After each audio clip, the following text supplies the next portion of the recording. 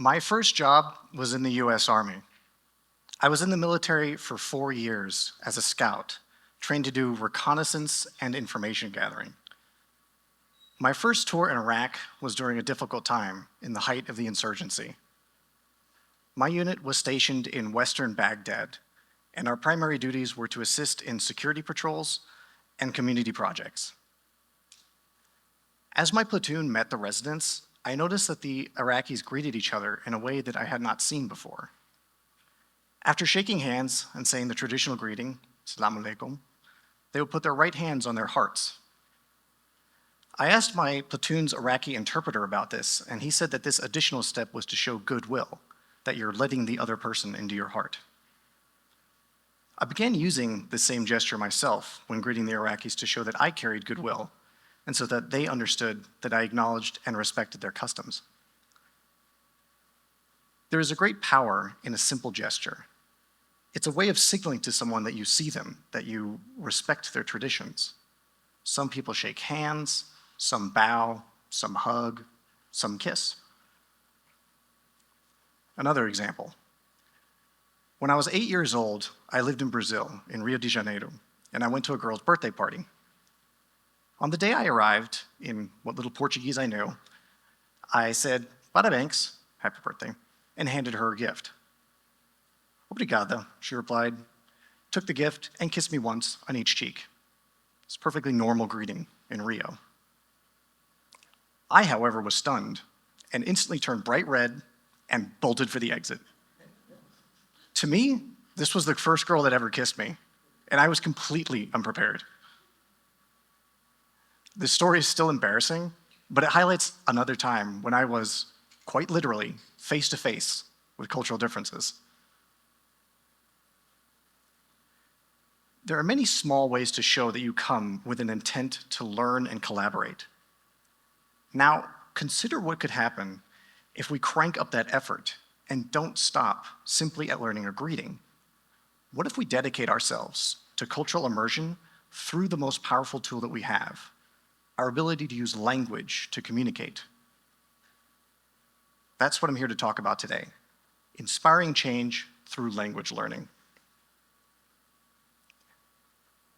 There are lots of ways to think about and define change. It can be something that happens by itself, a natural reaction, like the rock cycle. Change can be the result of an individual effort. But change can also be something that we do together to make our collective experience better.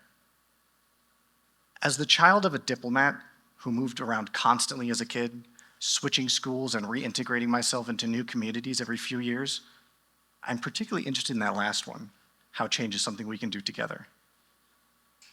I have witnessed how mutual understanding is central to our ability to effect meaningful and lasting change for a shared good. Today, many people live in a diaspora, with physical migration as well as digital access to the world. We frequently live and work in multilingual communities. Because nations are constantly engaged in things like trade, negotiations, and diplomacy, we as individuals need to be able to effectively share our own ideas and also listen to and understand the ideas of those around us. And what better way to start than learning another language? Language is the first frontier of any culture. Some might say it's the first obstacle, yes, but if we can overcome that barrier, it opens the door to lasting relationships and productivity. I know this from personal experience. My grandparents came from different countries, Germany and the US, and they also spent significant time abroad, mainly in Central America. My parents continued this family tradition through my father's career as a military attaché for the US Army. My sister and I grew up bilingual, learning German from my mother's side and English from my father's side, while bouncing back and forth from South America to the US. From kindergarten through 12th grade, I was never at a school for more than 3 years, and about half my education was spent at international schools outside the US.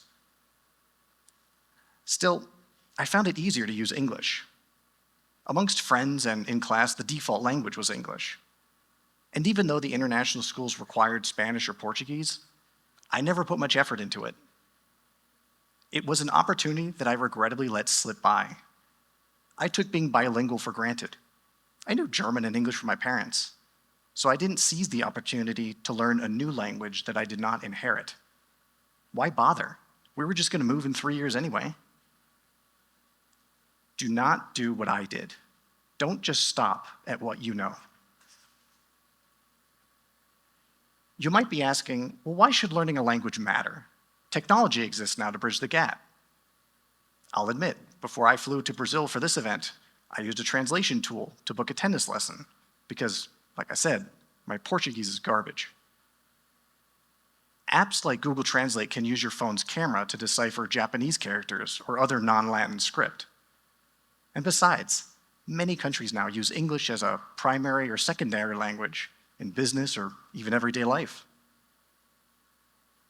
Given these advances in translation technology and artificial intelligence, are we really missing anything by not learning a language ourselves? Is it really necessary to learn another language? Necessary? Maybe not, but there is value in choosing to do so. Cultural understanding takes time. Beyond getting along at home and in school, we need to be able to collaborate better at work too, especially in an unpredictable, globally connected business landscape. After leaving the Army, I worked at a luxury hotel in downtown Austin, Texas. I was on the opening team in the events department. We hosted everything from birthdays to weddings, corporate functions, bar mitzvahs. Most of the people in my department were Spanish-speaking, primarily from Mexico, Honduras, and Nicaragua. We used a mix of our languages to create a hybrid Spanglish to communicate. This language mix was pretty basic. It limited how efficiently we could get things done, and it limited my ability to build relationships. Sure, I could ask which room a meeting was in or how many guests might be expected for an upcoming wedding, but I was not able to get details about the team's dynamics or find out what they would need from the hotel's management in order to improve the department. I was limited to simple requests and statements. It was like week 1 with Duolingo. Feelings of shame cropped up. I remembered how I neglected Portuguese when I was younger. Back then, I'd been given a rare opportunity, and I blew it.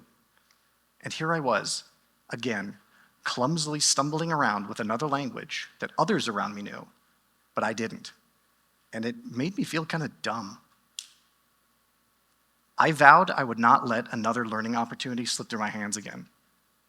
Because of that experience, I decided to perfect my Spanish and go to graduate school.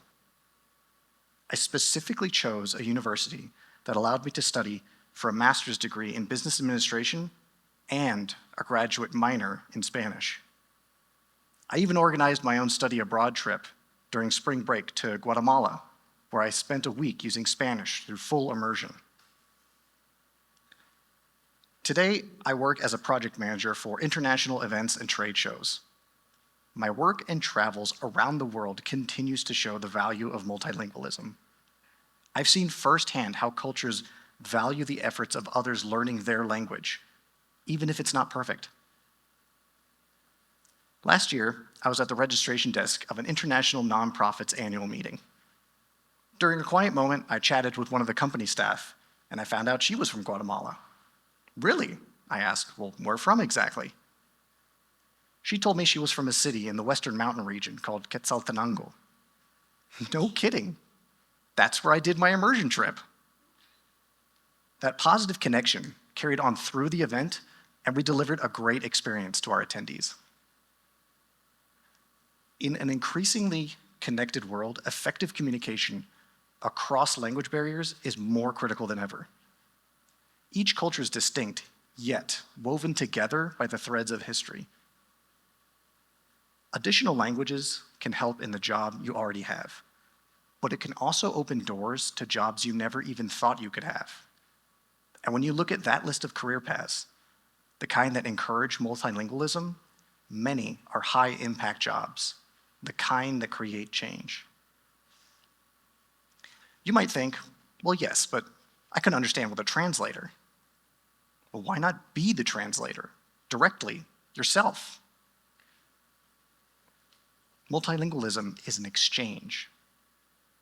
I know everyone here is not going to rush off and become a high-profile diplomat starting tomorrow. But consider the impacts of multilingualism on your own current cultural consumption. Would y'all have ever watched or played Pokemon if it were only available in Japanese? Or how might we have understood the experience of the victims of the Holocaust if the Diary of Anne Frank had not been translated into more than 70 languages? So, how do we do this multilingual thing? It's easy for me to say, right? I had 2 languages from the start. It's a fair point. When I was in the Army, I tried to learn Arabic. After patrol missions, I would hop on my computer and study on the military's Rosetta Stone program. I was proud of the progress I was making, and after about 2 weeks, I casually mentioned to my Iraqi interpreter what I was doing. Great, he said, tell me something. I put together a sentence and I said it to him, very proud of my pronunciation. He looked at me perplexed and just said bluntly, that means nothing. Okay, crestfallen, I gave up, and that was the end of Arabic. Depending on your location and situation, there are differences in which languages are more practical to learn. I never did pick up Portuguese. Instead, I switched to Spanish because that's more practical for me in Texas. Maintaining proficiency in another language is not easy, I grant you. I still find Spanish challenging. International organizations, especially international schools, are uniquely positioned to spread multilingualism. While English may often be the main curriculum language inside these walls, consider equipping students with stronger fundamentals for the language used outside the school's boundaries. Diplomats and expats come and go, so international schools should not miss the chance to lay a strong linguistic foundation while they have the chance to do so. And students, don't squander these opportunities. If you find yourself in another country like I was, use that chance. I lived in Brazil for a total of 6 years, and I didn't learn Portuguese. Now I regret it. This regret hung with me for almost 20 years until I decided not to make the same mistake again with Spanish. Let's use my own current capabilities as a sample. According to the Ethnologue language database, there are approximately 1.5 billion English speakers, including primary and secondary speakers. Another 134 million speak German, and then on top of that, 558 million Spanish speakers. Doing some rough math, I estimate I can communicate with about 2.2 billion people. What if I had kept up with Portuguese? How many more would that connect me to? Whatever your own capabilities are with a second or even third language, that's a lot more people that you can connect with. That's also a lot more world that can connect with you. And who knows what kind of change that would inspire. Even if you don't like school like I did, there are other ways to learn outside the classroom. Volunteering, sports. I find telenovelas useful. The more dramatic, the better. There are some great ones filmed in Colombia. Inspire a change by learning another language. Dankeschön, muchas gracias, muito obrigado, thank you.